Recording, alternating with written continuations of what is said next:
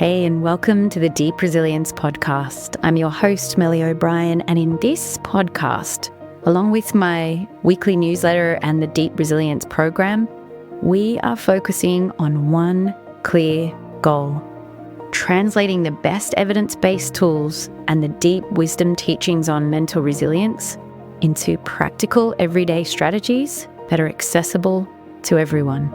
It is my deep passion to bring you content that breaks down big concepts in ways that make sense to you, but also to make sure I give you tools in each episode that you can immediately use to grow your inner strength and create real positive change in your life and in the world. And hey, if you want to take your inner strength to the next level, be sure to join my newsletter at mellyobrien.com, where you'll receive a whole range of extra benefits, special offers, and bonuses. And let's dive in now to today's episode. Hey friend, before we dive into today's episode on the expectation effect, I just want to let you know that my 5-day course, Calming Crisis, starts in 48 hours. And if you're one of the folks who's been feeling a little ruffled or rattled or overwhelmed by everything that's happening in your life and in the world right now, or you just feel like you need a mental, emotional, and physical reset, this course is for you. Over 5 days, I'm going to guide you through short daily practices to calm your nervous system, clear your mind, and reconnect you with your greatest inner strengths, so that no matter what's happening in your life or in the world, you're able to rise to it from a place of empowerment, peace, and resilience. The course includes 3 live coaching calls with me to support you and make sure all of your questions are answered.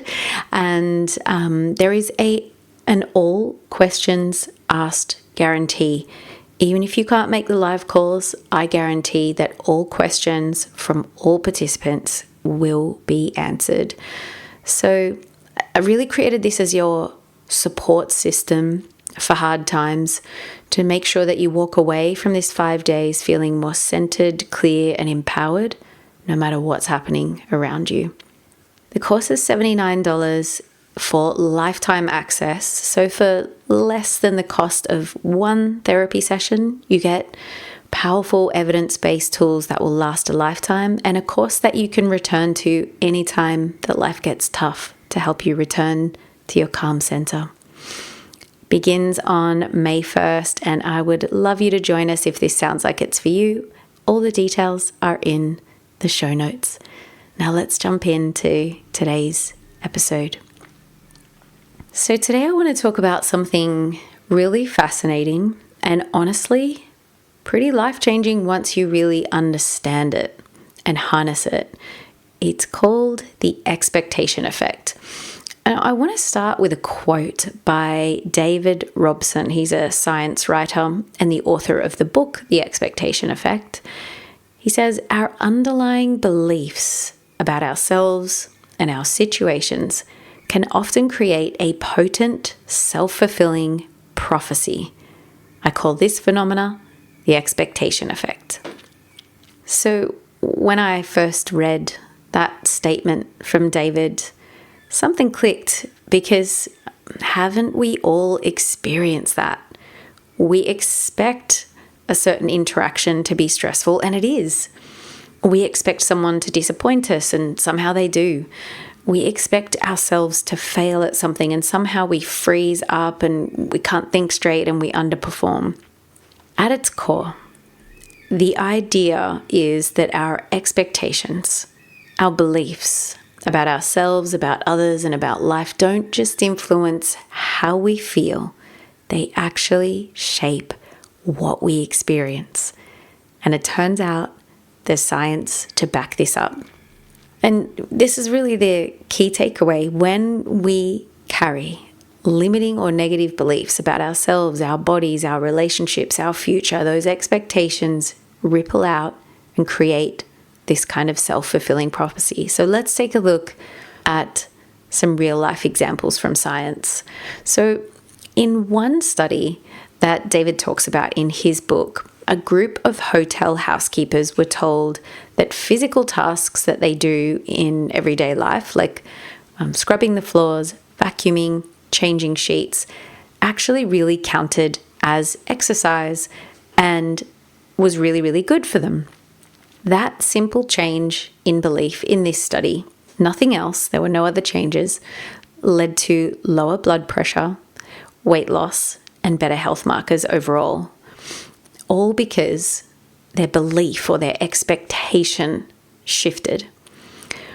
Or take the research on aging.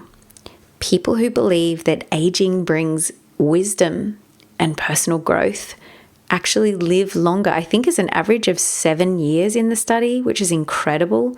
They stay healthier and they even recover faster from illnesses than those who associate old age with disability and lower quality of life. These are not small effects. Our beliefs shape our biology, our energy, and also our outcomes. Let's look at other ways in which the expectation effect can show up in daily life. Relationships.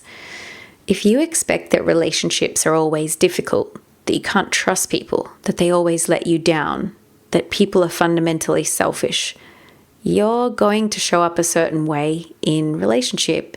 You're going to brace, withdraw, interpret other people's behavior through that lens, maybe with more suspicion, with more apprehension about who they are. So that lens then creates more distance, more tension, more suspicion, and tends to confirm your original belief. But if you go into a relationship expecting the other person to be kind, for the relationship to be a source of connection and growth and joy, you tend to listen differently. You tend to show up more openly. You tend to give people the benefit of the doubt. You tend to be more patient, more kind, more generous yourself. And those perceptions, those actions, those ways of showing up shape the relationship into something better. It's the same with work. If you walk into a new project thinking, oh God, this is going to be a nightmare, then your body tenses, your creativity narrows, your performance dips, and so does your ability to collaborate. If you tell yourself, this might be challenging, but I'm capable and I'll grow through this, you bring a completely different energy and very often a better result. You collaborate better, you're more enthusiastic, you're more creative, and you have more vitality and determination. So it's the same with many, many things. With your own potential, your own growth. If you believe you're not smart enough and you feel you're not good with money, or you feel you just don't have the discipline, then guess what? The way your mind works is you're going to filter out all the evidence that says otherwise and keep proving yourself right. But if you shift to beliefs like, anyone can achieve this goal with enough determination and enough imagination and creativity and support. So suddenly, with that kind of attitude where you show up eager to grow, eager to learn, eager to get support, feeling capable, suddenly more doors open, collaborations happen, you start stepping into new opportunities. So I want to just talk for a moment a little bit more deeply about the science of how the expectation actually works on a brain level, on a mind level, because this is really fascinating and I think it's also really practical. So there's a part of your brain called the reticular activating system. I'll call it the RAS for short. Think of it like the gatekeeper of your attention. It decides what to filter in and what to filter out based on what it thinks is important to you. And how does it know what's important to you? Well, based on what you focus on and what you believe. So, for example, if you believe someone is just a negative person, a horrible person, a selfish person. Your reticular activating system will literally start scanning your environment for evidence that that person is negative, that they are selfish, that they are rude or they're unkind. It will highlight the things that reinforce that belief. The sigh they made at the dinner table, the tone of their voice, the one moment they didn't respond warmly to you. And it will downplay or ignore the moments of kindness, friendliness, or warmth because it doesn't match your belief. It's not malicious. It's efficient. Your brain is doing this to try to save energy by reinforcing what it already thinks is true. Here's another example, and you're probably going to relate to this very easily. If you just bought, let's just say you're shopping for a new car and you decide you want a red Volvo. The moment that you decide you want a red car or a Volvo, suddenly you start seeing red cars everywhere and you see Volvos everywhere, and you're definitely going to see every red Volvo, right? This is your reticular activating system kicking in. It has now marked red cars and Volvos as very relevant to you. So it brings them to your attention and starts to filter everything else out. Now let's apply this to your expectations. If you expect failure, your brain is going to highlight your mistakes and forget your wins. It's going to highlight your flaws and it's going to downplay your strengths. If you expect rejection, you will notice every crossed arm and every distracted glance, but you're going to miss the smile or that slightly longer held eye contact. If you expect life to be stressful, your reticular activating system will keep your attention locked on threats, and it will blind you to the beauty in your life, the abundance in your life, all that you have to be grateful for. It will blind you to the support you have from other people and the opportunities around you. So look, here is the empowering part. If you change your expectations or even start to question them, your reticular activating system starts tuning in to different signals. If you expect growth, your brain will notice lessons. If you expect kindness, your brain will start seeing warmth in others more clearly. If you expect calm, you'll catch little moments of peace that were there all along, but you were just too caught up in the noise to notice that you had that space. Now, I want to make it clear, this is not about denying hard things. This is also not about manifesting or anything like that. It's not like a magic pill that when you change your expectations, it's going to change all the outcomes, completely in your life. What it is about is that it's about consciously choosing what you want your mind to filter for, what you want to amplify, what you want to create in your life.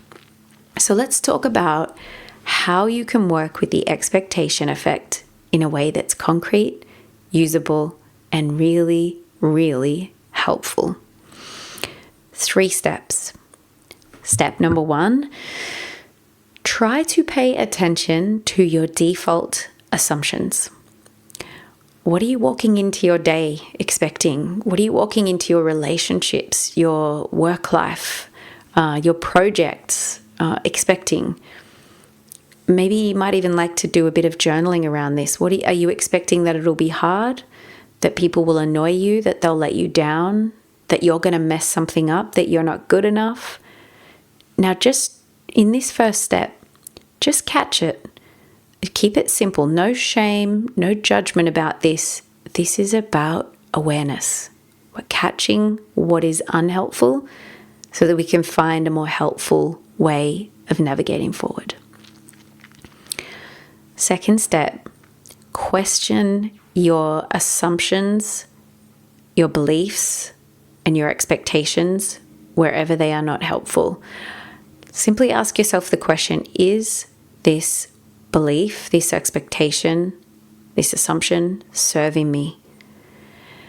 And then if it's not, play around with, the question, is there another way of thinking about this situation, another belief, another expectation that I can consciously choose that is going to help me feel more empowered? It's going to move me towards a more resourceful state and help me navigate forward in a more skillful way. For example, instead of the expectation, this is going to be overwhelming, I can't cope with this, try, you know what, this may be a challenge, but I have all the inner resources I need and I can handle this. So this is something that you can play with. The third step, choose values-aligned expectations. Instead of just hoping for ease or success, root your mindset in how you want to show up in the world. This is the easiest way to shift out of unhelpful expectations and beliefs and into a more empowered navigation forward in your life. So if you focus on how you want to show up, who you want to be, you might say to yourself in this step, you know what, I'm going to meet this day with patience. I'm going to listen deeply, act with integrity, stay grounded. Those are expectations you can always meet. You can always control. There's so many things we can't control in the world, but we can control who we want to be in each situation. Because when you shift your expectations, and when you shift your expectations to your values and who you want to be, you shift your energy. You shift what you notice. You shift what you can create. So one of the biggest life hacks is to keep focusing on who you want to be and how you can serve, how you can show up, rather than just how you can survive. So anytime that you're feeling fear, feeling overwhelmed, you're feeling worried about what somebody else is doing or saying, if you bring your mindset and your focus back to who you want to be, how you want to show up, by doing that, you connect with your inner strengths and values, and you focus on connection, contribution, and how to live a life of meaning, connection, and empowerment in the middle of it all. So that is a really powerful shift that you can do. Think about who you want to be and then take some action guided by that. The other things you can do, little bits of helpful tips here is, when you are, say, cleaning the house or eating healthy food, maybe take a moment to think about all the nutrients in that food. Or if you're doing something that relieves your stress, thinking about the benefits of that. If you're exercising, thinking about, how good it is for you. Those are extra little tips. Another thing that I do regularly is just be careful about how you think about other people. Sometimes we can slip into a lot of negative judgments about other people, and that inevitably is going to bring more difficulty into that relationship. So try to see the goodness in others. Try to focus on somebody's strengths, not just their flaws, what they do that's really nice, not just when they make mistakes.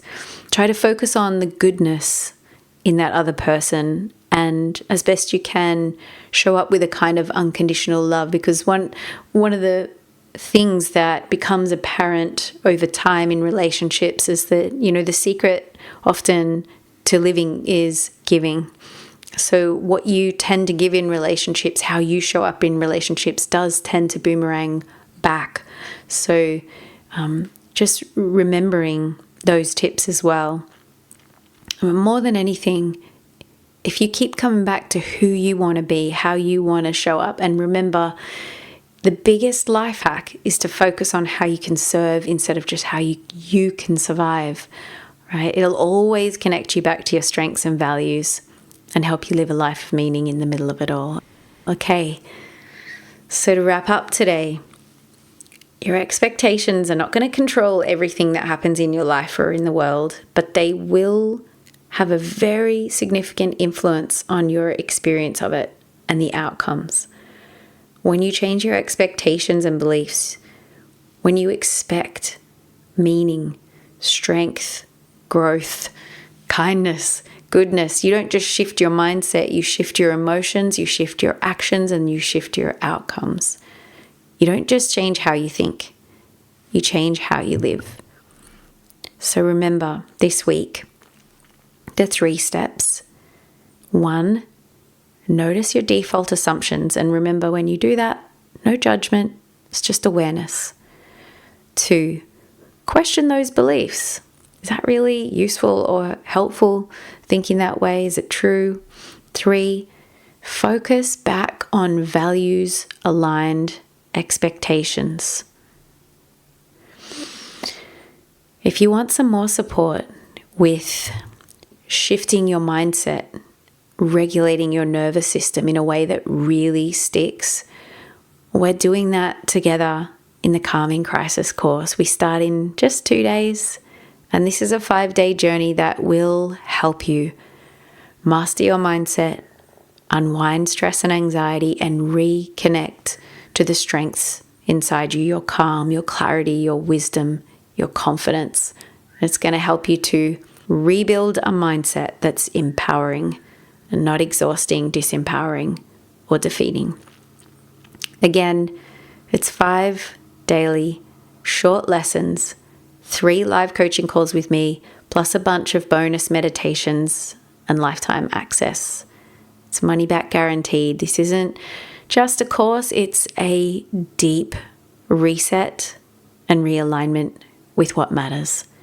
So if you're feeling the weight of the world right now, this is for you. All the links for that are in the show notes. I hope you found today's episode helpful. As always, thank you for being here, my friends, and to being part of, in some small way, our practice is a part of a larger story of working our way towards a more peaceful, more sustainable, more sane and wise world. I'll see you in the next episode, and maybe I'll see you inside Calming Crisis too. Take good care until then.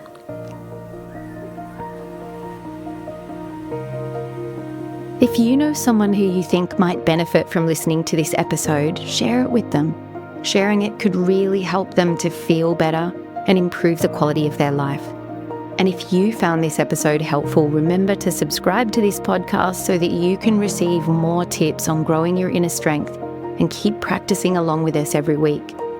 And if you'd like some more support in becoming mentally, emotionally, and spiritually stronger, come check out the offerings I have to support you on my website at www.mellyobrien.com. As well as coaching and course options, I also have a bunch of free resources for you, including a free Deep Resilience Care Package, which you can begin to use right away to get some immediate relief from stress and suffering, improve your resilience and mental well-being, and help you navigate whatever you're going through with more wisdom, skill, and confidence. You can find the links for all of that in the show notes. Thanks again for tuning in. Take care and stay strong.